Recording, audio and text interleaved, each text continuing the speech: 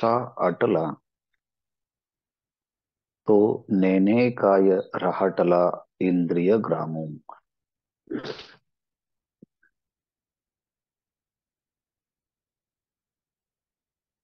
श्रीमद् भगवद गीता तथा ज्ञानेश्वरी अध्याय क्रमांक 18 मोक्ष संन्यास योग। मोक्ष संन्यास योग ह्या 18व्या अध्यायाच्या अंतर्गत ज्याला तत्वज्ञान प्राप्त झालेलं आहे, ज्याला स्वस्वरूपाचा बोध झालेला आहे, ज्याची चित जड ग्रंथी निवृत्त झालेली आहे, ज्याला स्वरूपाच्या विषयीचं आता आवरण नाही आहे, असा महात्मा, असा जीवनमुक्त, असा तत्वज्ञ, असा संत ह्या जगामध्ये वावरत असताना तो कसा राहतो, कोणत्या बोधाने तो वावरतो, याचा अतिशय सोपपत्तिक विचार ज्ञानेश्वर महाराज सांगत आहेत। आणि त्याचा विचार आपण करत आहोत। 441 क्रमांकाची ओवी आहे।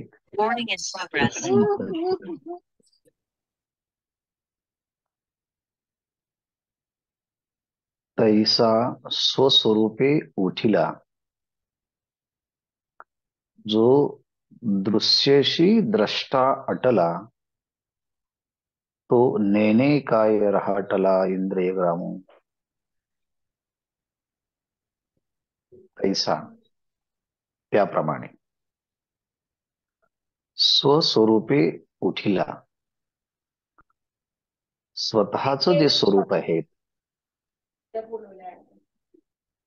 त्या स्वतःच्या स्वरूपाच्या ठिकाणी जो उठिला म्हणजे जागृत झाला, स्वस्वरूपाचा ज्याला बोध झाला,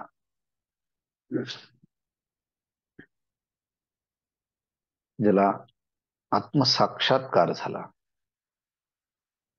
त्याला म्हणायचं स्वस्वरूपे उठिला। आपल्या स्वरूपाच्या ठिकाणी तो आता उठला म्हणजे जागा झाला, म्हणजे त्याला तत्वाचा बोध झाला। बंद कर,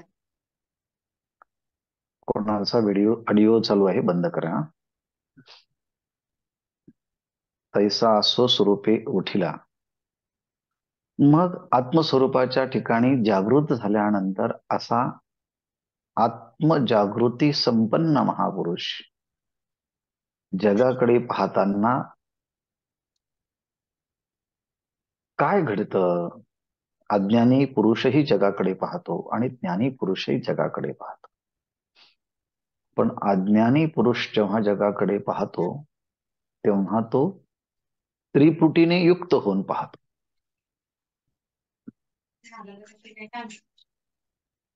कोणाचा ऑडिओ चालू आहे, बंद करता का?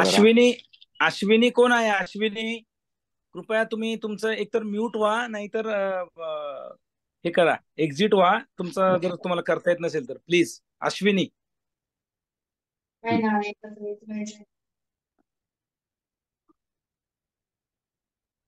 तर अज्ञानी पुरुष जगाकडे पाहतो तर त्याचं पाहणं हे त्रिपुटी युक्त असतं, आणि ज्ञानी पुरुषाचं पाहणं त्रिपुटी मावळल्यानंतर तो पाहतो, किंबहुना त्याच्या पाहण्यात त्रिपुटी मावळते आणि अज्ञानी पुरुषाच्या पाहण्यात त्रिपुटी उदयाला येते।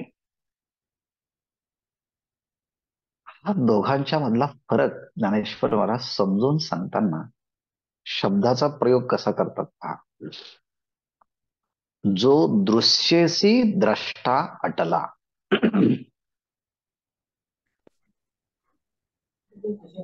जे समोरच्या वस्तू पाहिल्या जातात, व्यक्ती पाहिल्या जातात, नामरूपात्मक सृष्टीकडे पाहिलं जातं, तेव्हा जे पाहिलं जातं त्याला दृश्य म्हणतात.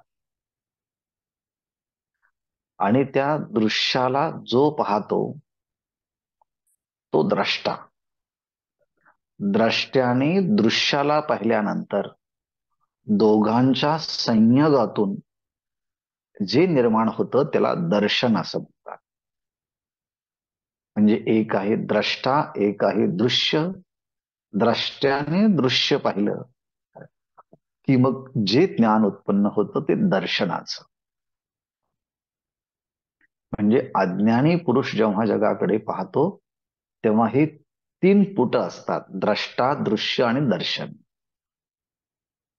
पण ज्ञानी पुरुष जेव्हा जगाकडे पाहतो तेव्हा होतं काय, माऊली सांगतात, जो दृश्येसी म्हणजे दृश्य प्रपंचासहित काय होतं मग, द्रष्टा आटला.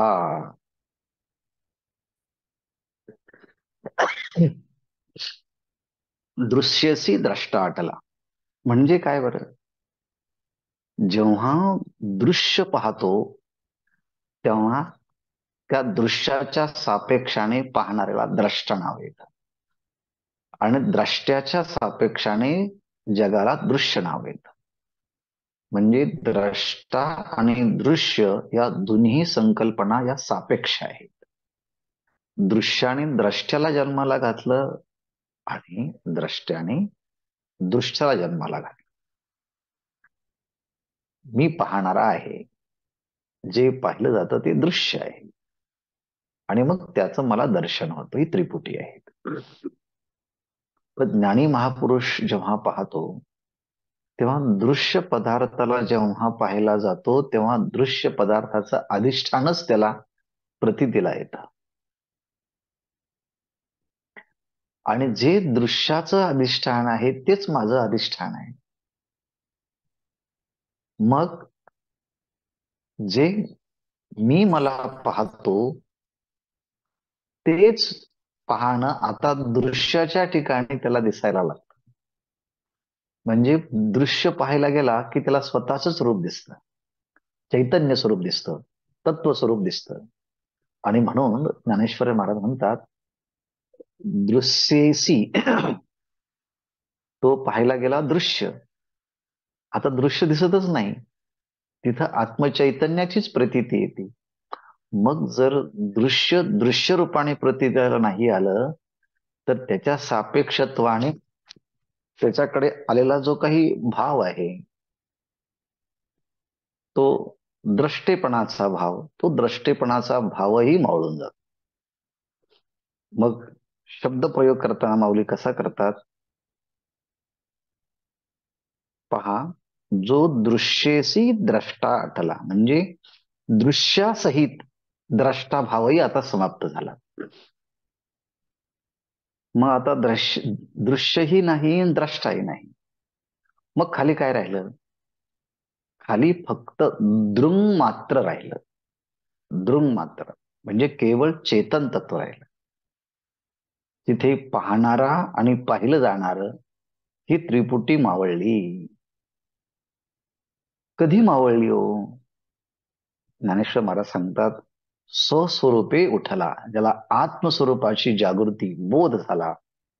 मी सच्चिदानंद स्वरूप आहे, मी निर्मल स्वरूप आहे, मी नित्य स्वरूप आहे, मी आनंद स्वरूप आहे.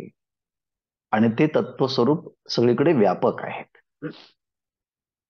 मग व्यापकाचा जर त्याला बोध झाला तर आता आकाश जसं सर्वत्र असावं तसं आत्मतत्व आता सर्वत्र दिसू लागल्यामुळे द्रष्टा, दृश्य, दर्शन हे सगळी भेदाची त्रिपुटी मावळून खाली फक्त दृंग मात्र, ज्याला आपण इंग्रजीच्या भाषेमध्ये होमोजिनियसनेस कॉन्शियसनेस, अखंड सच्चिदानंद स्वरूप,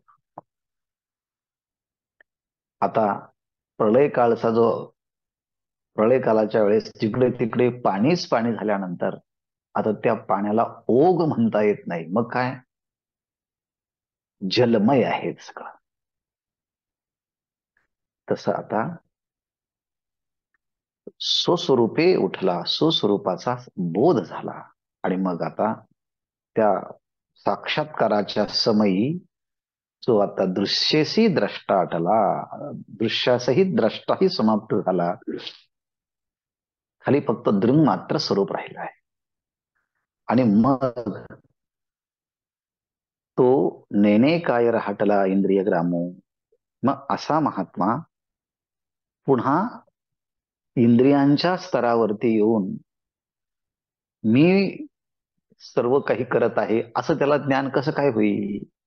होतच नाही, कारण भेदच मावळून गेला, त्रिपुटी मावळून गेली. आणि म्हणून आता त्याला सगळीकडे मीच मी भरला असल्यामुळे इंद्रिय ग्रामी काय राहटला, तो इंद्रियांच्या स्तरावरती मी आता सगळा व्यवहार करतो असं का तो जाणेल?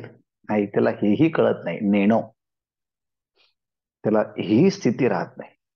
म्हणजे विधेय मुक्त महापुरुष, जीवनमुक्त महापुरुषाला आपण काय करत आहोत याची त्याला जाणीवच नसते. म्हणजेच देहभान विवर्जित झालेला असतो जीवनमुक्त महापुरुष. म्हणून जीवनमुक्त महापुरुषाचं पुन्हा पुन्हा पुन्हा पुन्हा वर्णन करायचं, ऐकायचं, त्याला पाहायचं, त्याच्या संबंधाने बोलायचं. आणि असं पाहता पाहता आपलं स्वरूप आपल्याला पाहता येतं. माऊली म्हणतात, मुक्ता ते निर्धारिता, लाभे आपुलीच मुक्तता, जैसे दीपे दिसे पाहता आपुलीच वस्तू, असं आहे. आणि मग आता अशी स्थिती झाल्यानंतर त्याच्याबद्दल कोणी बोलावं? त्याच्याबद्दल आता इतरांनी बोलावं. तो त्याच्याबद्दल बोलण्यासाठी देहावरती नसतोच. आणि मग हे सांगण्यासाठी ज्ञानेश्वर महाराजांनी उदाहरण दिलं होतं. सती जाण्याकरता निघालेली एखादी पतिव्रता स्त्री कपाळावरती एक मळवट भरते कुंकवाचा,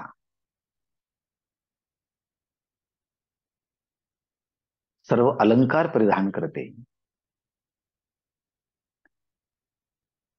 आणि ती आता हिरवा चुडा बांगड्या भरून ती आता जाते.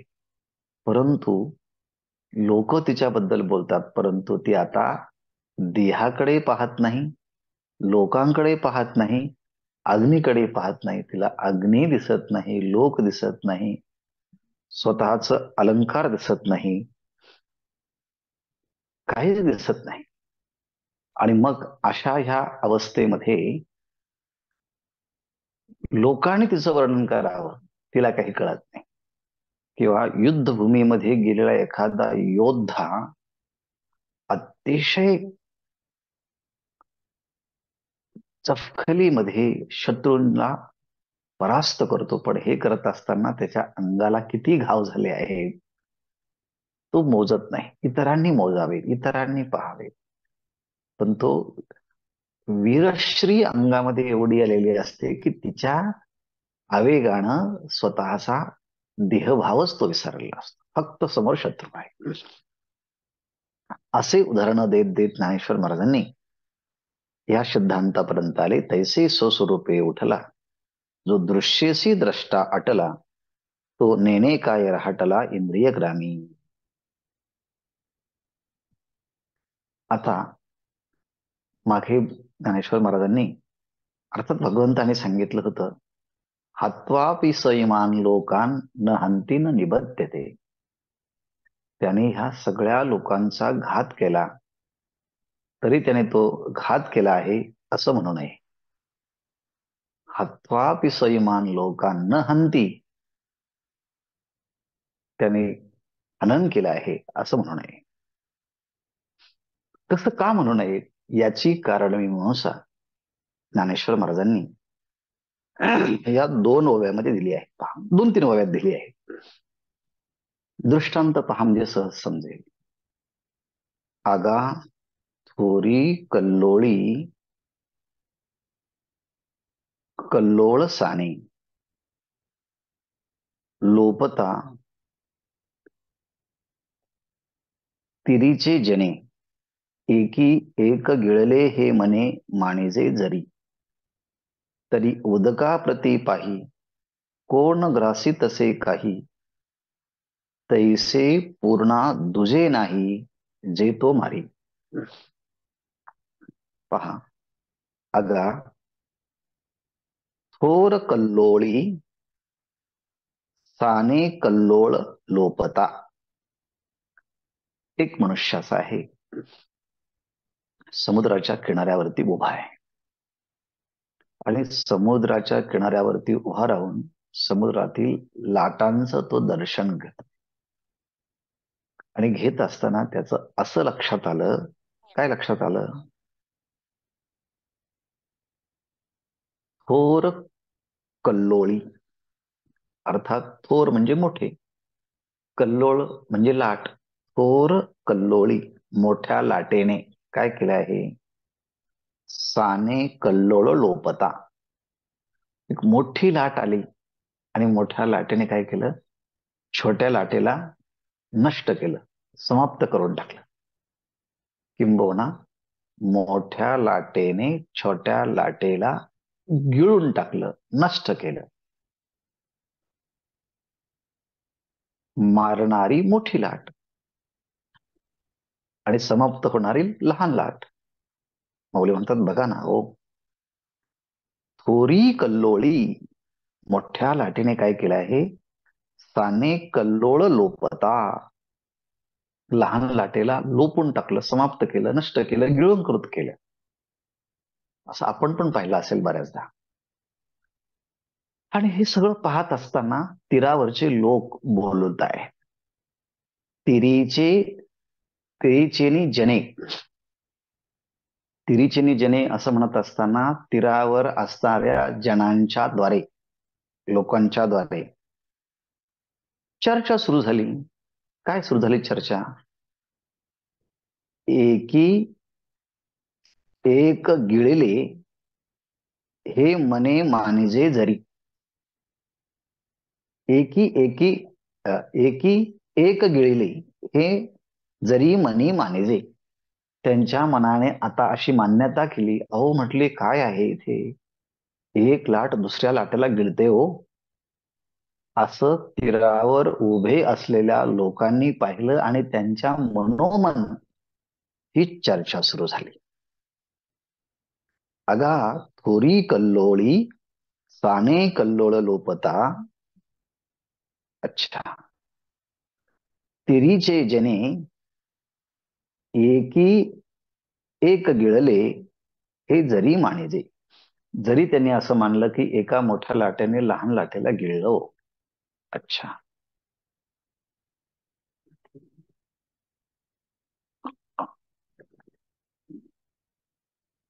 हा तीरावरच्या लोकांचा संवाद, लाटांच्या मध्ये घडणाऱ्या क्रिया प्रतिक्रिया, त्याने काढलेला अंदाज आणि मग ते निष्कर्ष. जरी असं घडलं तरी ज्ञानेश्वर महाराज म्हणतात, तरी उदका प्रती पाही कोण ग्रासी तसे काही. आता हे सगळं झालं, तिराहितपणाने माणसं तीरावरती बसून ही चर्चा करत आहे. पण आता ज्ञानेश्वर महाराज म्हणतात, ह्या सगळ्या क्रिया प्रतिक्रिया पाण्याच्या भूमिकेतून विचारावर पाण्याला, की कोणी कोणाला गिळालं. अहो म्हटले, मोठ्या लाटीतही पाणी आणि छोट्या लाटीतही पाणी. आणि मग आता पाणीच जर आहे दोन्हीकडेही, मग अशा पाण्यामध्ये कोण कोणाला गिळणार? पहा, कोण ग्रासित तसे काही. मग आता सांगा बरं, तरी उदका प्रती पाही, उदकाच्या प्रती म्हणजे उदकाच्या दृष्टीने जर पाहिलं तर कोण काही ग्रासित असे, कोण कोणाला गिळतं का त्या ठिकाणी? जे गिळलं जाणारं तेही पाणी, गिळणारही पाणी, गिळण्याची प्रक्रिया ही पाणी. तो केवळ प्रतिती मात्र आहे. असा दृष्टांत देऊन सिद्धांत सांगतात, तैसा पूर्णा दुजे नाही जे तो मारी. त्याप्रमाणे जो आता ओम पूर्णमदः पूर्णमिदं पूर्णात् पूर्णमुदच्यते अशी पूर्णता अवस्था प्राप्त झाली, परिपूर्ण जे आता स्वतःचं आत्मस्वरूपच जिकडे तिकडे पाहू लागलं, त्याला स्वस्वरूपाच्या शिवाय दुजे नाही. तुला आता द्वैत दिसतच नाही. द्रष्ट्यामध्ये तो स्वतःलाच पाहतो, दृश्यामध्ये स्वतःलाच पाहतो, दर्शनामध्ये स्वतःलाच पाहतो. आपलंच आपलं रूप सगळीकडे आहे. आपलंच रूप जर सगळीकडे आहे, तर मग आता त्याला आपल्यापेक्षा दुज, भिन्न, द्वैत, भेद असं काही प्रतितीलाच येत नाही. माऊली म्हणतात, पहा, दुजे नाही, आता दुसरं नाही म्हटले, जे तो मारी. आता तो जणू काही दुसऱ्याला मारण्यासाठी त्याच्या दृष्टीने आता दुसरं नाहीच. पण दुसरं नाहीच, तर मग आपणच आपल्याला कधी तो मारील काय?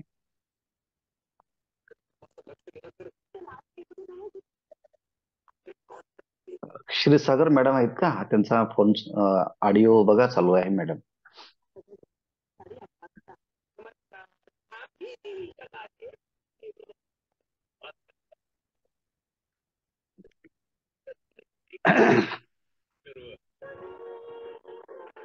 असं टीव्ही चालू करून ज्ञानेश्वरी नका ऐकत जाऊ. त्यापेक्षा मग बंद असलेले बघा.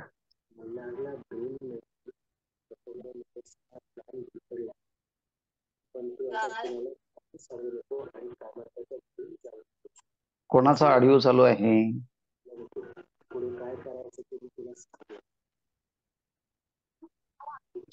संगीता क्षीरसागर मॅडम, आवरा तुम.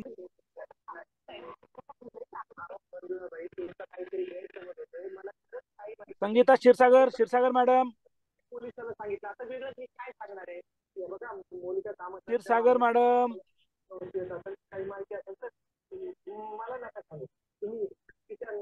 त्यांनी चालू करून निघून गेले वाटतं कुठेतरी. हा ना, चालू करून निघून गेले. आणि रामकृष्ण आहे का? त्याला तिकडून ऑफ करता येतं खरं, पण मग त्यांनी ते हे करायला पाहिजे होतं. ठीक आहे, ते आज ना केलं नाही, झालं, ते ऑफ माझ्याकडून झालं ट्रान्स बहुतेक. पाहिलं. हा हा, नाही त्यांचं चालूच आहे, ते डिस्टर्ब होईल थोडंसं. आता बघूया, त्यांना आता आपण तर सांगितलंय. ठीक आहे, महाराज चालू करा. हा, आता त्याच्या दृष्टीने द्वैतच नाही मारण्यासाठी आणि मरण्यासाठी. मारणाराही मरणाराही आता दुसरं कोणी नाहीच ना. जिकडे तिकडे पाणीच पाणी असेल तर आता कोण कोणाला गिळणार? पण गिळण्याची क्रिया दिसत जरी असली तरी पाण्याच्या दृष्टीने मात्र काही झालेलं नाही. किंवा ही संकल्पना जर लक्षात आली नसेल तर ज्ञानेश्वर महाराज दुसरी एक उदाहरणाची शृंखला आपल्या समोर ठेवतात आणि त्यातूनही हाच सिद्धांत पटवून देतात, सांगतात. पहा, सुवर्णाची चंडिका, सुवर्ण शुळीची देखा, सुवर्णाची महिका नाशू केला. सुंदर मंदिर आहे महिषासूर मर्दनीचं, देवीचं. आणि ती देवी कशाची आहे?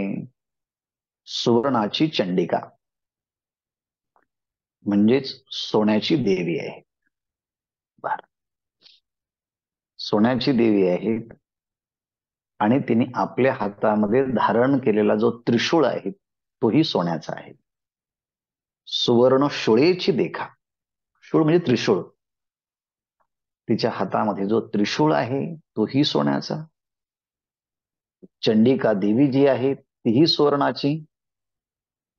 आणि ती आपल्या त्रिशूळाने ज्या महिषासुराला मारते तो महिषासुरही सोन्याचा. म्हणून सुवर्णाची या चंडिका, सुवर्ण शुळेची देखा, सुवर्णाची या महिका नाशू केला. आणि मग ती काय करते, सुवर्णाच्या महिषासुराला मारते, नाश करते. भक्त असेल तर तो म्हणेल ना, अहो हा महिषासुर आहे, हा त्रिशूळ आहे आणि ही चंडिका आहे.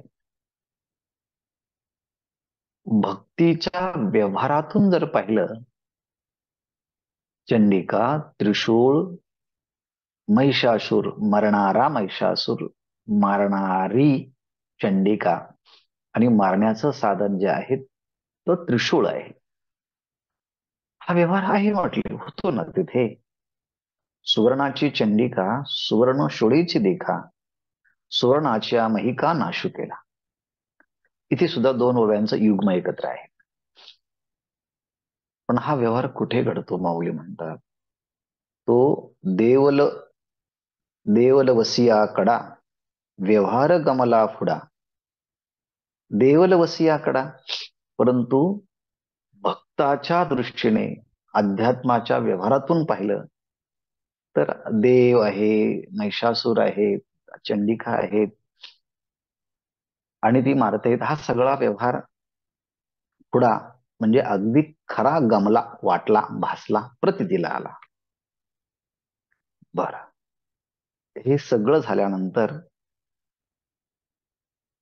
सोन्याच्या भूमिकेने विचार केला तर, अहो म्हटले तुम्ही व्यवहार कशाचाही करा, चंडीचा करा, त्रिशूळाचा करा किंवा महिषासुराचा करा, परंतु सोन्या वाचून दुसरं तिथे आहे का?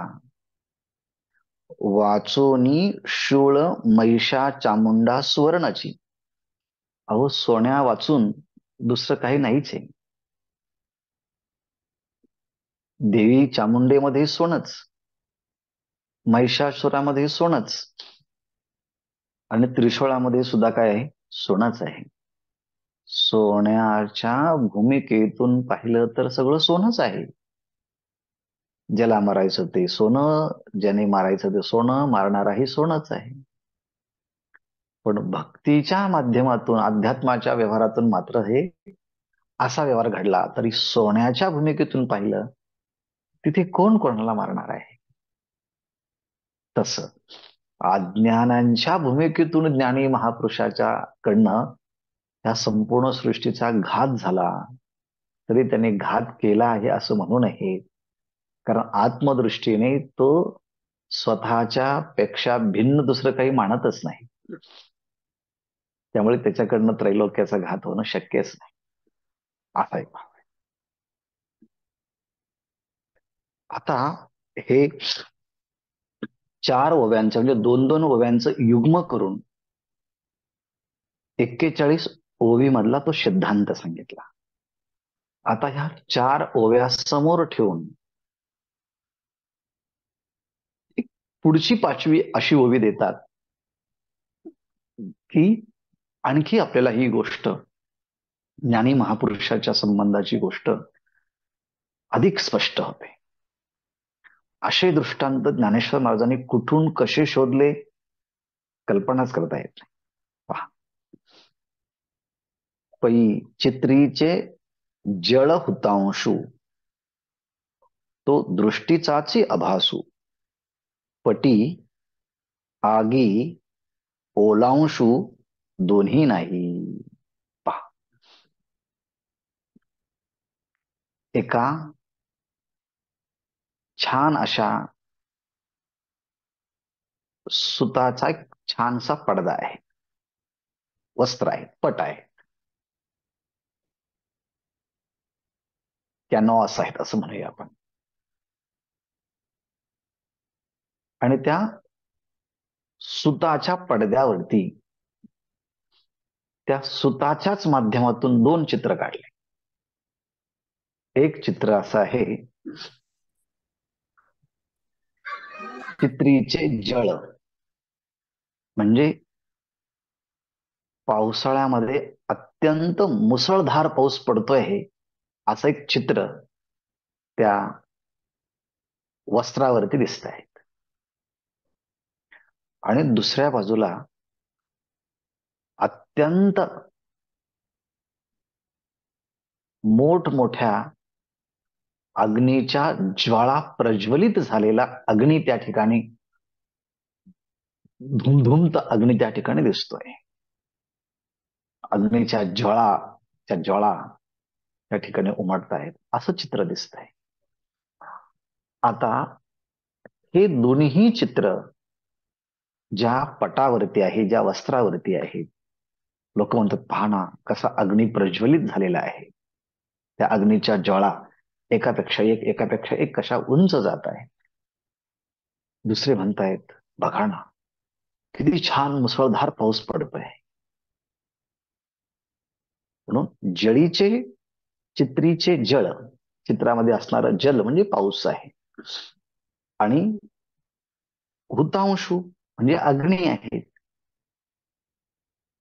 चित्रीचे जळ हुतांशु, तो काय म्हटले, दृष्टीचाच आभासू. हा तुमच्या दृष्टीचा काय आभास आहे. अग्नीचे ज्वाळा कुंड आहेत आणि पाऊस पडतो आहे. हा जो भास आहे, जे चित्र आहे, हे काय आहे. It is just appearance of your vision. आपल्या दृष्टीला फक्त ते प्रतीतीला येतं. आणि खरंच जर तिथे अग्नी असता आणि मुसळधार पाऊस असता, तर मुसळधार पावसाने तो पट ओला झाला पाहिजे, किंवा अग्नीने ते पट ज्याच्यावर चित्र आहेत, ते स्क्रीन, तो पडदा, तो जळाला पाहिजे. पण अग्नीनेही जळत नाही आणि पाण्यानेही ओला होत नाही.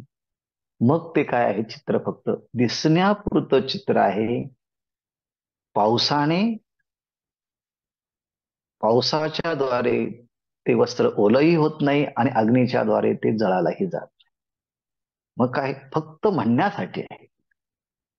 तसं हा त्रैलोक्याचा घात करतो मग त्याने कोणाला मारलंय असं म्हणू नये. हा फक्त उपचार आहे.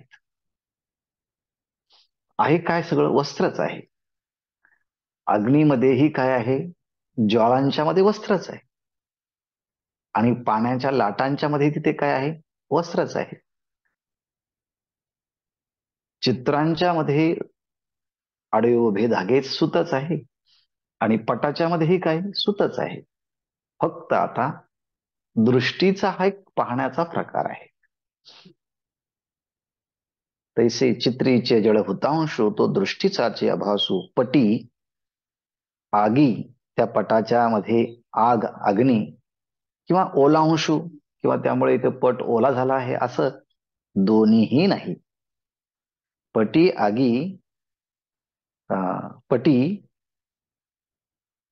आगी ओलांशू दोन्हीही नाही. त्या पटावरती मात्र अग्नीही नाही आणि पाऊसही नाही, दोन्ही नाही. मग काय दिसतात मात्र तसे, पण वास्तविक पाहिलं तर तिथे काहीच नाही. हा सिद्धांत आता ज्ञानेश्वर महाराज ह्या सगळ्या ओव्यांना समोर ठेवून, म्हणजे पहिल्या 2 ओव्यातलं एक युग्म, नंतर दुसऱ्या 2 ओव्यातलं युग्म, अशा ह्या 4 ओव्या सांगून मग आता 5वा हा एक वेगळा दृष्टांत दिला. नको आहे गो, या वर्षी जाईन.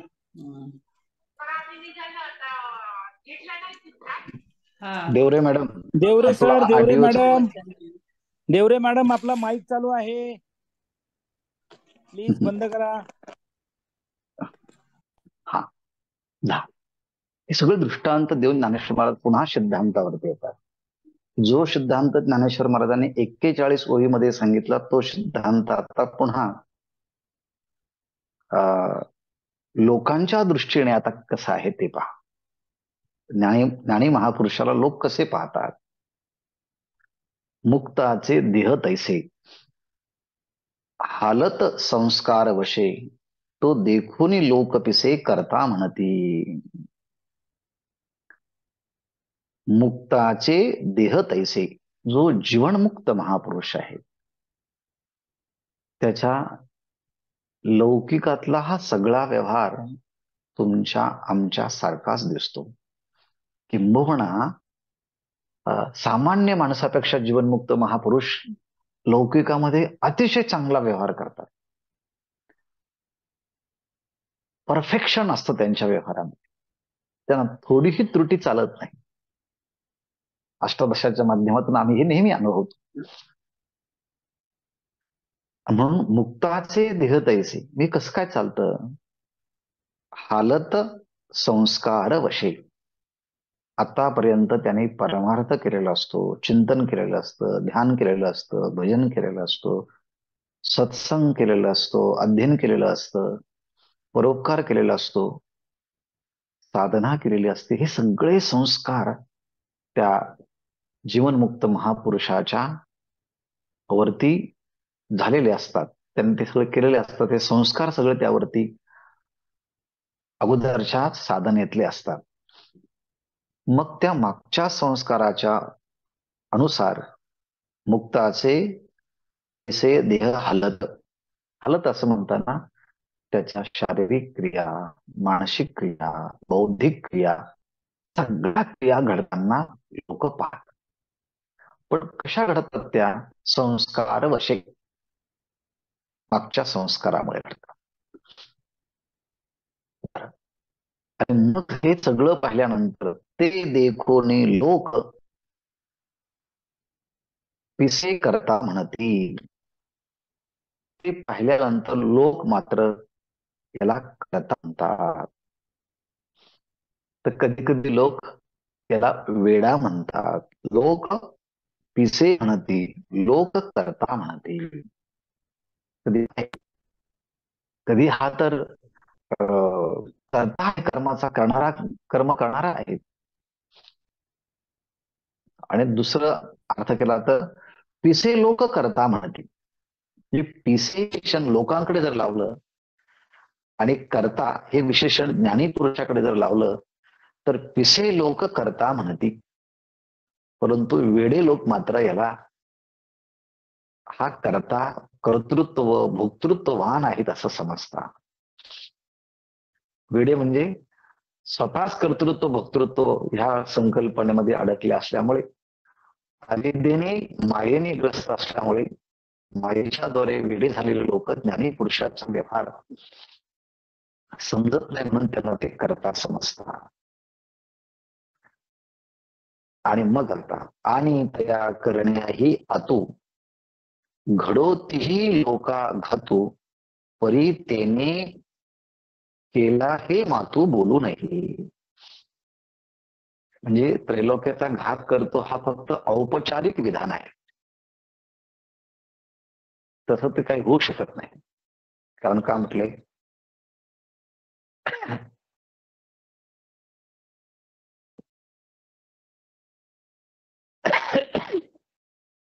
आणि तया करण्याही आतू, तया करणे आतू घडो तीही लोका घातू. त्याच्या व्यवहारातून, त्याच्या कृतीतून, त्याच्या दैनंदिन व्यवहारातून तीही लोका घातू घडो. कदाचित त्रैलोक्याचा संपूर्ण जरी घात झाला तरी तेने केला हे मातू बोलू नये. परंतु त्याने तो घात केला आहे असं म्हणू नये.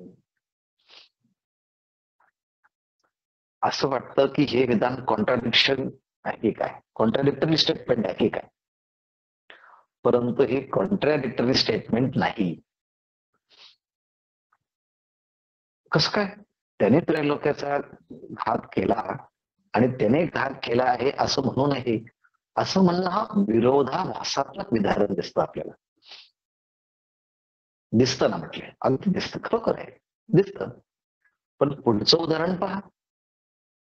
मग तो विरोधाभास केवळ बोलण्या मात्रा पुरता आहे, वास्तविक तसं नाही. हे सांगत असताना पुढचं उदाहरण पहा. का अंधारुची देखावा तेजे मग तो फेडी हा. अगं अंधारू देखावा तेजे मग तो फेडी हे बोलिजे, तैसे ज्ञानी हे दुजे, जे तो मारी. पहा, अंधारू देखावा तेजे. तेजे म्हणजे तेजाने. तेजाने म्हणजे सूर्याने. जो स्वयंप्रकाशित, तेजस्वी आणि ओजस्वी असणारा जो सूर्य आहे, त्या सूर्याने म्हटले पहिल्यांदा, अगा अंधारूची देखावा. त्यांनी पहिल्यांदा अंधार पाहावा, त्या सूर्याला अंधार दिसावा, आणि मग त्या सूर्याने आपल्या सामर्थ्याने त्या अंधाराला मारावं.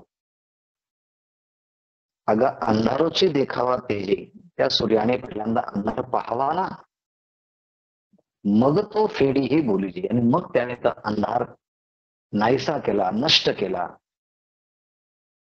अंधाराला संपवून टाकलं, मग बोलावं. परंतु कोणत्याही प्रसंगी कुठे जरी गेला तरी सूर्याला कधी सूर्याला कधी अंधार दिसलाच नाही, मग सूर्याने अंधकाराचा नाश केला, असं म्हणणं काय आहे? असं म्हणणं फक्त बोलणाऱ्याच्या मुखामध्येच आहे. वास्तवतः सूर्याला कधी अंधार दिसलाच नाही, तर तो त्याला मारीलच कसा? तसं अज्ञानी लोकांच्या दृष्टीने म्हणावं की याने त्रैलोक्याचा घात केला, परंतु ज्ञानेश्वर महाराज म्हणतात, तैसे ज्ञानिया दुजे नाही जे तो मारी. आता ज्ञानी महापुरुषाला स्वतःच्या पेक्षा दुसरं, भिन्न, भेदात्मक, वेगळं काही राहतच नाही, तर मग तो कसा मारेल? मग काय हा हा फक्त बोलण्यातला उपचार आहे. दिस इज वे ऑफ एक्सप्रेशन. एक फक्त ती अभिव्यक्तीच आहे, बोलणं झालं आहे, परंतु तसं काही होत नाही. म्हणून हा सगळा सिद्धांत सांगत असताना, म्हणून तयाची बुद्धी नेणे पापपुण्याची गंधी, गंगा मिनलिया ही नदी मिटाळू जायचा. मग आता असं ज्ञान त्याला अभेदात्मक झालं आहे, तिकडे तिकडे तत्वाचा आत्म्याचाच बोध होत आहे. असं जर होत असेल तर मग आता मी त्रैलोक्याचा घात करणार आणि मग मला पाप होणार, किंवा मी त्रैलोक्य निर्माण करणार मग मला पुण्य होणार, नाही नाही. ज्ञानाग्नी सर्व कर्माने भस्मसात करूते. ज्ञान हे अग्नीप्रमाणे असल्यामुळे सगळ्या कर्मांना नष्ट करत आहे. त्यामुळे तयाची बुद्धी पाप पुण्याची गंधी नेणे. मग त्याची जी बुद्धी आहे ती पाप पुण्याला किंचितही स्पर्श करत नाही, ती जाणत नाही. कशाप्रमाणे? नदी गंगा मिनलिया विटाळू जैसा. गंगा नदी गंगा मिनलिया जैसा विटाळू. काय? नेणे. नेणे हे पुन्हा क्रियापद इकडे घ्यायचं. गंगा नदी गंगा मिनलिया जैसा विटाळू नेणे. जशी एखादी नदी अनेक ओढ्या नाल्यांना एकत्रित घेऊन वाहत वाहत एकदा की ती गंगेमध्ये मिसळली की गंगेला जेवढी पवित्रता तेवढी पवित्रता त्या नदीला प्राप्त होते, आणि मग तिने काय केलं, कसं झालं, किती घाण आणली आहे, ती आता मागचा सगळा आता त्याचा दोष निघून जातो, ती पूर्णपणे आता पवित्र होते. तसं आता ज्ञान गंगेमध्ये आता हा जीवनमुक्त महापुरुषाला याच्या भूतकाळामध्ये काय झालं होतं, याने असं काय काय केलं होतं, आता त्याची चर्चा नाही. इंधन अग्नीत गेलं की कोणत्या झाडाचा हे कळत नाही. नदी समुद्राला गेली की आता कुठून वाहत आली, उगम काय, नामरूप सगळं विसरून जात. तसं आता याला आता भेदच नसल्यामुळे आता याच्या दृष्टीने कुठे काय आहे,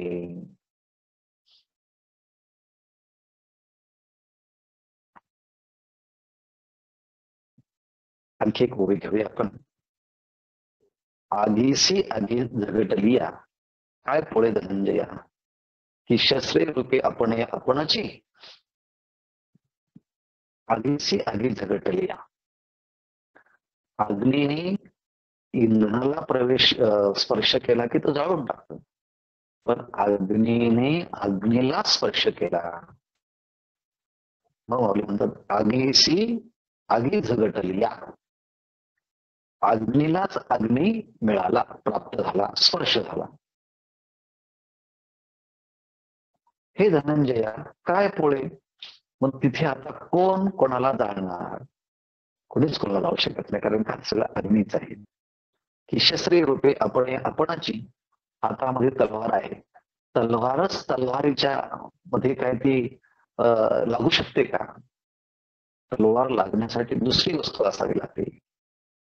पण आता शस्त्रच शस्त्राला काय कधी काय घाव करील का, कधी रुतेल का, कधी खुपेल का, नाही ना. तैसी आपण या परते, जो नेने क्रिया जाता तेथ काय लिंपवी बुद्धी ते तयाचिया. तैसे आपण या परते, त्याप्रमाणे आपण आणि आपल्यापेक्षा कोणतरी वेगळं आहे. जो नेणे, आपल्यापेक्षा दुसरं कोणालाही तो आता ओळखत नाही, आणि क्रिया जाता ते नेणे, त्याच्याकडनं किती जरी क्रिया घडल्या, किती व्यवहार घडला, तरी त्या व्यवहारालाही तो जाणत नाही. म्हणजे ज्ञानी महापुरुषाच्या कडनं व्यवहार घडतो, परंतु त्याची त्याला खबर नाही असते. ते तर काय लिंपवी बुद्धी ते तयाच्या. मग अशा ह्या परिस्थितीमध्ये त्याच्या बुद्धीला कर्तृत्वाचा थोडा तरी लेप लागेल का. नाही, कारण त्याला माहिती आहे कोणतंही कर्म करत असताना प्रत्येक कर्मालाही 5 कारण आहे. अधिष्ठानम तथा कर्ता करणंच पृथक विधम विविधाष्ट पृथक चष्टा दैवम चैवात्र पंचमम. आणि मी तर आत्मा असंग निर्विकार असल्यामुळे माझा आणि कर्माचा काही संबंध नाही. मग असा असल्यामुळे यस्य नहंकृती भाव अहम करता यस्य भावान, मी करता आहे असा भाव त्याला राहत नसल्यामुळे तो कर्तृत्वाने त्याची बुद्धी कधी लिंपायमान होईल का. नक्कीच होणार नाही. हा सगळा विषय क्रमाने पुढे सुरू राहणार आहे. शेष विचार आपण क्रमशः पाहत राहू. तूर्त आपण या ठिकाणी थांबूया. ओम पूर्णमदः पूर्णमिदं पूर्णात् पूर्णमुदच्यते पूर्णस्य पूर्णमादाय पूर्णमेवावशिष्यते.